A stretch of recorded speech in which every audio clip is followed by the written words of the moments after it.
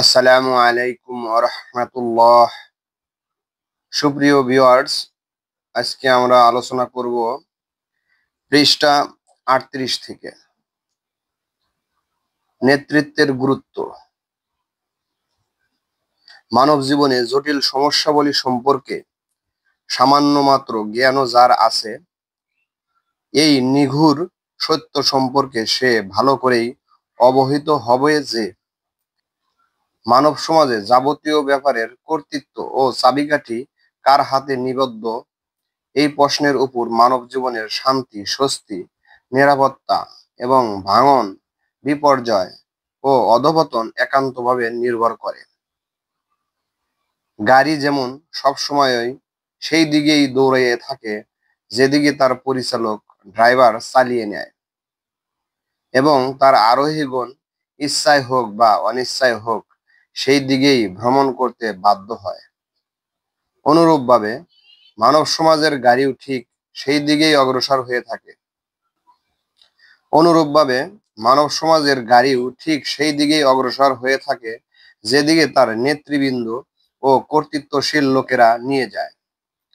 পৃথিবীর সমগ্র উপাদান যাদের করায়ত্ত হয়ে থাকবে, শক্তি, ক্ষমতা, এখতিয়ারের সব চাবিকাঠি যাদের মুঠির মধ্যে থাকবে, সাধারণ জনগণের জীবন যাদের হাতে নিবদ্ধ হবে, চিন্তাধারা, মতবাদ ও আদর্শের বাস্তবায়নের জন্য অপরিহার্য উপাদান যাদের অর্জিত হবে, ব্যক্তিগত স্বভাব চরিত্র পুনর্গঠন, সমষ্টিগত নীতি ব্যবস্থার বাস্তবায়ন এবং নৈতিক মূল্য নির্ধারণের ক্ষমতা যাদের রয়েছে, তাদের অধীন জীবনযাপনকারী লোকগণ সমষ্টিগতভাবে তার বিপরীত দিকে কিছুতেই চলতে পারে না।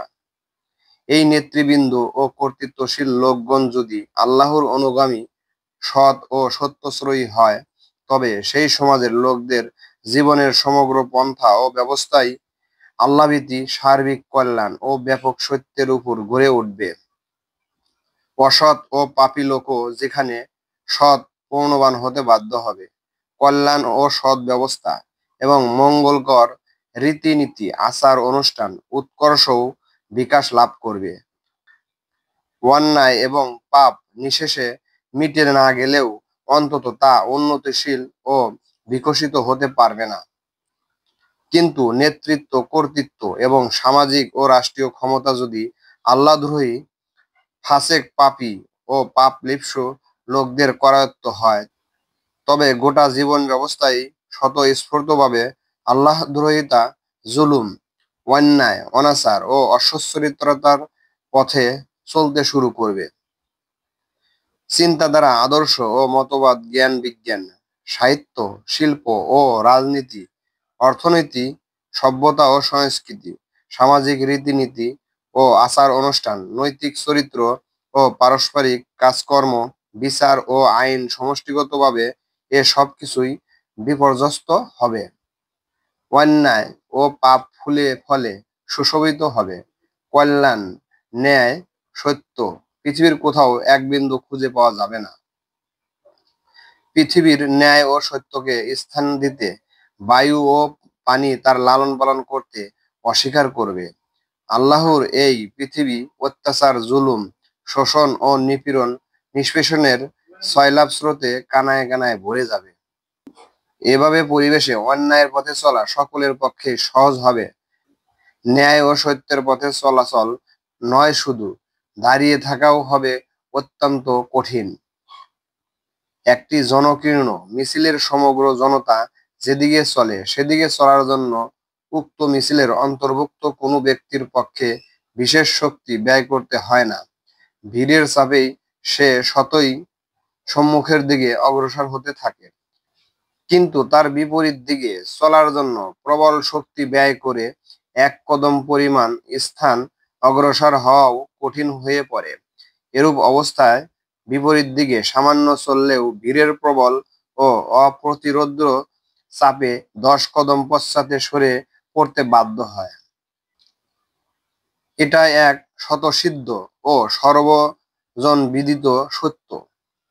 মানুষের সমষ্টিগত জীবনের ধারা যখন অসৎ ও পাপশ্রয়ী লোকদের নেতৃত্ব, কুফরি ও ফাসিকি পথে অগ্রসর হতে থাকে, তখন উপরোক্ত উদাহরণের ন্যায় স্বতঃস্ফূর্তভাবে ব্যক্তিদের পক্ষে অন্যায়ের পথে চলা তো খুবই সহজ। এতই সহজ হয় যে সেদিকে চলার জন্য নিজের কোনো শক্তির ব্যয় করতেই হয় না। কিন্তু এর সম্পূর্ণ বিপরীত দিকে চলতে চাইলে নিজের দেহ মনের সমগ্র শক্তি নিয়োজিত করেও তার পক্ষে ন্যায় পথে দৃঢ় হয়ে থাকতে পারলেও সমষ্টিগতভাবে তার জীবনযাপন সমষ্টির অনিবার্য চাপে পাপ ও অন্যায়ের পথেই চলতে বাধ্য হয়। ২. সৎ নেতৃত্ব প্রতিষ্ঠা দ্বীন ইসলামের মূল লক্ষ্য। পৃষ্ঠা ৩৯। সৎ ও আদর্শ নেতৃত্ব প্রতিষ্ঠা করা দ্বীন ইসলামে যে কত বেশি গুরুত্বপূর্ণ তা উপরোক্ত বিশ্লেষণের হতে খুব সহজেই অনুধাবন করতে পারা যায়।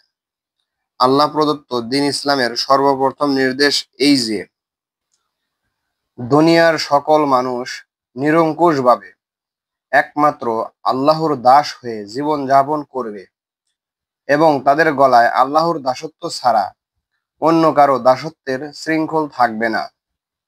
সেই সঙ্গেই এর আরেকটি দাবি এই যে, আল্লাহর দেওয়া আইনকেই মানুষের জীবনের একমাত্র আইন হিসাবে গ্রহণ করতে হবে।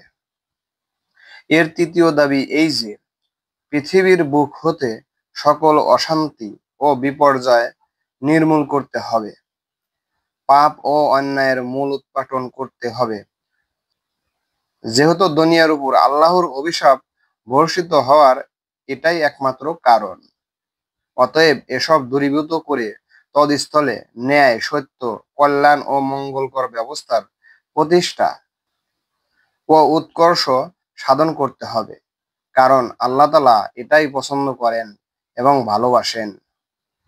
কিন্তু সকলেই বুঝতে পারেন যে মনুষ্য জাতির নেতৃত্ব, কর্তৃত্ব এবং যাবতীয় সামাজিক কার্যাবলীর মূল চাবিকাঠি যতদিন কাফের ভ্রষ্ট নেতৃবৃন্দের মুষ্টিবদ্ধ হয়ে থাকবে আর একমাত্র সত্য ব্যবস্থা ইসলামের অনুসারী যতদিন তাদের অধীন, তাদেরই প্রদত্ত সুযোগ সুবিধা ভোগে লিপ্ত হয়ে ঘরের কোণে বসে আল্লাহর জিকির করার কাজে নিমগ্ন হয়ে থাকবে, ততদিন উপরি উল্লেখিত উদ্দেশ্য কখনোই সফল হতে পারে না। এই লক্ষ্য সতই নেতৃত্বের আমূল পরিবর্তন দাবি করে এবং সকল ন্যায়নিষ্ঠ, ন্যায়পন্থী, আল্লাহর সন্তোষকামী লোকদেরকে পরস্পর মিলিত হয়ে সামগ্রিক শক্তি অর্জন করতে এবং সমগ্র শক্তি প্রয়োগ করে আল্লাহ প্রদত্ত একমাত্র সত্য বিধান ইসলামকে কায়েম করতে স্পষ্টভাবে নির্দেশ দেয়। এই সত্য বিধান কায়েম করতে হলে নেতৃত্বের পদ ও কর্তৃত্বের সকল চাবিকাঠি সমাজের সর্বাপেক্ষা অধিক ঈমানদার, সৎ ও আদর্শবাদী লোকদের হাতে অর্পণ করতে হবে। এরূপ রাষ্ট্র বিপ্লব সাধন ছাড়া দ্বীন ইসলামের মূল লক্ষ্য এবং দাবি কখনোই পূর্ণতা লাভ করতে পারে না। এজন্যই সৎ নেতৃত্ব প্রতিষ্ঠা দ্বীন ইসলামের সত্য বিধান বাস্তবায়নে আল্লাহ প্রদত্ত ব্যবস্থার মূল উদ্দেশ্য নির্ধারিত হয়েছে। এমনকি এই বিরাট কর্তব্য বিস্মৃত হওয়ার পর এমন কোনো কাজই থাকতে পারে না যা করে আল্লাহর কিছুমাত্র সন্তোষ লাভ করা সম্ভব হতে পারে। পৃষ্ঠা ৪০। কোরআন মাজিদে জামাতবদ্ধ হওয়া ও নেতার আদেশ শ্রবণ ও পালনের উপর এত বেশি গুরুত্ব কেন আরোপ করা হয়েছে তা বাস্তবিকই প্রণিধানযোগ্য। উপরন্তু কোরআনের বিধান মতো জামায়াত হতে স্বেচ্ছায় বহিষ্কৃত ব্যক্তি হত্যার যোগ্য। তাওহীদের কালেমায় তার বিশ্বাস থাকলেও এবং নামাজ রোজা পালনকারী হলেও এই দণ্ড হতে সে কোনো ক্রমেই রক্ষা পেতে পারে না। এরই বা কারণ কি? এর মূলীভূত ও একমাত্র কারণ কি এই নয় যে সৎ নেতৃত্ব ও সত্যের পূর্ণাঙ্গ জীবন ব্যবস্থার প্রতিষ্ঠা ও স্থিতি সাধন দ্বীন ইসলামের চূড়ান্ত লক্ষ্য বলেই এরূপ নির্দেশ দেওয়া হয়েছে। আর এই লক্ষ্যে উপনীত হওয়ার জন্য সমষ্টিগত ও সংঘবদ্ধ শক্তি অর্জন করা একান্তই অপরিহার্য। কাজেই যে ব্যক্তি সামগ্রিক শক্তি ও সামাজিক শৃঙ্খলা চূর্ণ করবে, তাকে ক্ষতিগ্রস্ত করবে, তার অপরাধ এত বড় ও এত মারাত্মক যে হাজার তাওহীদ স্বীকার এবং হাজার নামাজ রোজা ধারা এর ক্ষতিপূরণ কিছুতেই হতে পারে না।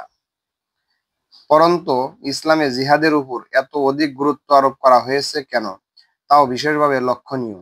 জিহাদ হতে বিরত থাকলে কোরআন মাজিদ তাকে মুনাফিক বলে কেন অবহিত করে? কারণ এই যে জিহাদ ইসলামের সত্য বিধান প্রতিষ্ঠারই নামান্তর মাত্র। কোরআন শরীফে মুসলমানের ঈমান পরীক্ষার জন্য এই জিহাদকেই চূড়ান্ত মাপকাঠি বলে ঘোষণা করা হয়েছে। অন্য কথায়, কোরআনের বিধান অনুযায়ী ঈমানদার ব্যক্তি বাতিল ও কাফিরি শাসন ব্যবস্থার প্রাধান্যে কখনোই সন্তুষ্ট থাকতে পারে না। আর দ্বীন ইসলামের সত্য ও আদর্শ জীবন ব্যবস্থা প্রতিষ্ঠার জন্য চেষ্টা সাধনা না করা এবং জানমালের কুরবানি না দেওয়া তার পক্ষে কিছুতেই সম্ভব নয়। আর এই কাজে এই ব্যাপারে কারো কুণ্ঠা ও ইতস্তভাব প্রকাশিত হলে তার ঈমান সংশয়ের মধ্যে পড়ে যায়। ফলে অন্য হাজার সওয়াবের কাজও তাকে কোনো কল্যাণ দান করতে সমর্থ হয় না। উপরের বিশ্লেষণ অনুযায়ী খুব সহজেই হৃদয়ঙ্গম করা যায় যে ইসলামের দৃষ্টিতে সৎ নেতৃত্ব প্রতিষ্ঠা একটি কেন্দ্রীয় ও মৌলিক উদ্দেশ্য বিশেষ এবং অধিকতর গুরুত্বপূর্ণ। কাজেই এই ইসলামের প্রতি যার ঈমান আছে, একমাত্র নিজের ব্যক্তিগত জীবনকেই যথাসম্ভব ইসলামী আদর্শের অনুসারী করলে তার সকল কর্তব্য সম্পন্ন হয় না, তার সকল দায়িত্ব পালন হয় না। মানব সমাজের নেতৃত্ব ও কর্তৃত্ব কর্তৃত্বের অধিকার কাফের ও ফাসেকদের নিকট হতে কেড়ে নিয়ে সর্বাপেক্ষা সৎ ও সত্যশ্রয়ী ও আদর্শবাদী লোকদের হাতে উহা তুলে দেওয়ার জন্য সকল শক্তি নিযুক্ত করাও তার মূল ঈমানের ঐকান্তিক ও অনস্বীকার্য দাবি। কারণ আল্লাহর মর্জি অনুযায়ী পৃথিবীর ব্যবস্থাপনা ও সমাজ পরিচালনা, এরূপ এক রাষ্ট্র ব্যবস্থা প্রতিষ্ঠা ভিন্ন আদৌ সম্ভব নয়।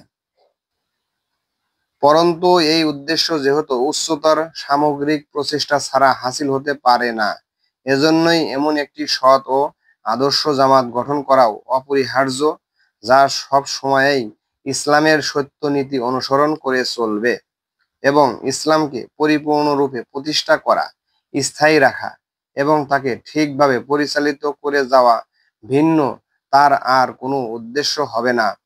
সারা পৃথিবীতে একটি মাত্র লোক যদি ঈমানদার হয়, তবু সে একাকী বলে এবং নিজেকে নিসম্বল মনে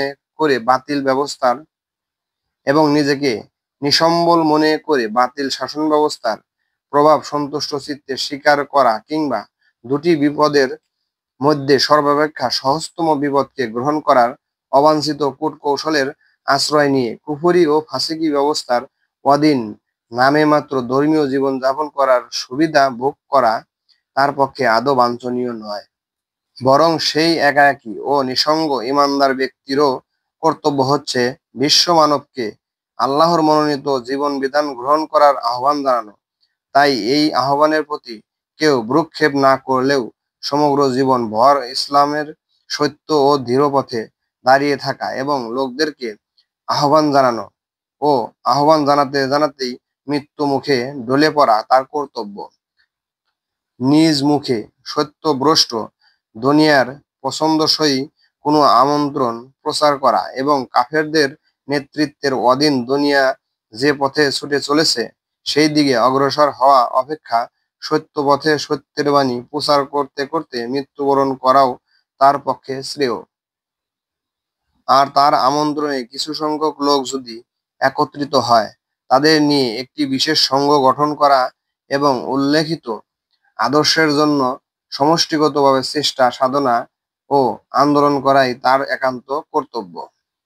দ্বীন ইসলামের অর্জিত জ্ঞান এবং কোরআন ও হাদিস নিগুড়ভাবে অধ্যয়নের ফলে যতটুকু বুদ্ধি ও স্বচ্ছ দৃষ্টি লাভ করা যায়, তার ভিত্তিতে এটাকেই দ্বীন ইসলামের মৌলিক দাবি বলে বোঝা যায়। আল্লাহর কিতাব কোরআন মাজিদ এটাই আমাদের নিকট দাবি করে, আর আল্লাহর প্রেরিত সকল নবীর এটাই সুন্নাত ছিল। পৃষ্ঠা 43।